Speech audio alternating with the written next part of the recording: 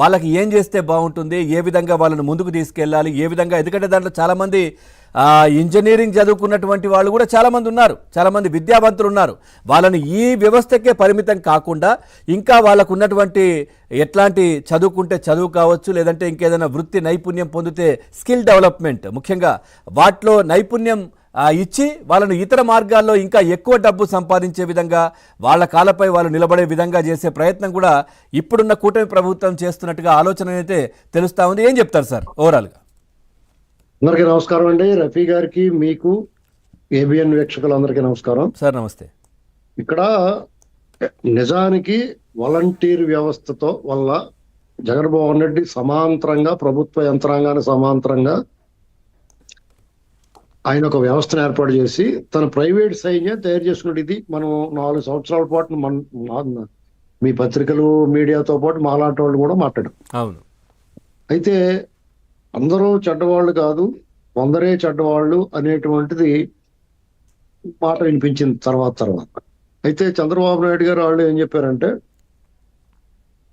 మీకు మెరుగైన జీవితాన్ని ఏర్పాటు చేస్తాం, మెరుగైన ఉపాధి అవకాశాలు కల్పిస్తాం అని చెప్పి వాళ్ళకి 10,000 జీతం వరకు ఇస్తామని చెప్పి ఒక హామీ ఇచ్చారు. వీళ్ళకి ఆ హామీ ఒక్కటే ఊరట.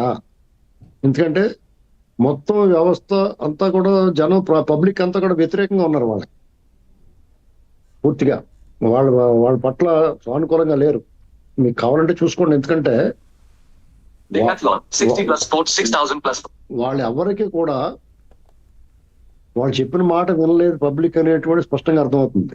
వాళ్ళ చేతిలో లేరు, వాళ్ళ ఇబ్బంది పడ్డారు అనేటువంటిది మొన్న ఎన్నికల్లో ప్రతిఫలించింది. చాలా మంది ఒక 60-70 వేల మంది, 1,00,000 మంది దాకా ఈ మధ్య మళ్ళీ రాజీనామా, మొత్తం మీద 1,00,000 మంది రాజీనామా చేశారు.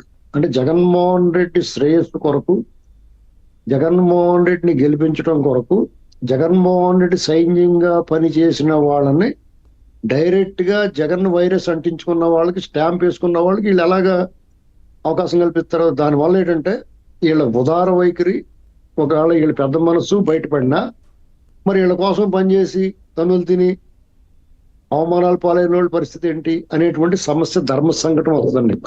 సార్ ఇదే కాదు సార్, అన్ని వ్యవస్థల్లో అట్లాంటి పరిస్థితే కనిపిస్తోంది కదా. ఇప్పుడు ఈ కూటమి అధినేత ఎవరైతే ముఖ్యమంత్రి గారు ఉన్నారో చంద్రబాబు నాయుడు గారు, వారి ఉదాసీనత వల్ల మనం చూస్తున్నాం కదా, చాలా మంది ద్వితీయ శ్రేణి ఉద్యోగులు కూడా అప్పుడు అధికార పార్టీ వైసీపీకి అంటగాగిన వాళ్ళు కూడా ఇప్పటికీ ఇంకా కొనసాగుతున్నారు.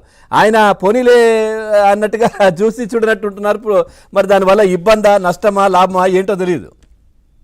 ఇక్కడ పవన్ గారు మ్యాటర్ ఏంటంటే సార్, ఈ విషయంలో మనం చంద్రబాబు నాయుడు, ఎందుకంటే వాళ్ళు అధికారంలోకి వచ్చి ప్రమాణ స్వీకారం చేసి 20 రోజులు అయింది. అవును. అయితే జగన్మోహన్ రెడ్డి ఈ రాష్ట్రాన్ని కుక్కల చింపిన విస్తర చేసేటంటే దాడి జరిగింది.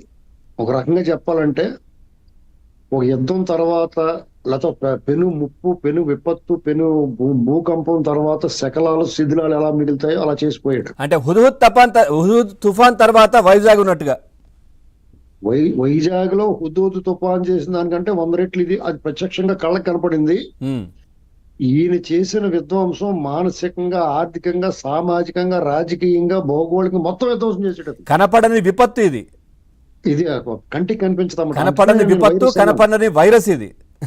అందుకని ఇతన్ని వైరస్ అని ఎందుకన్నానంటే, ఇప్పుడు ఇతనే కాదు, ఇతను రావాలి కావాలి అని కోరుకున్నవాడు కూడా వైరస్సే.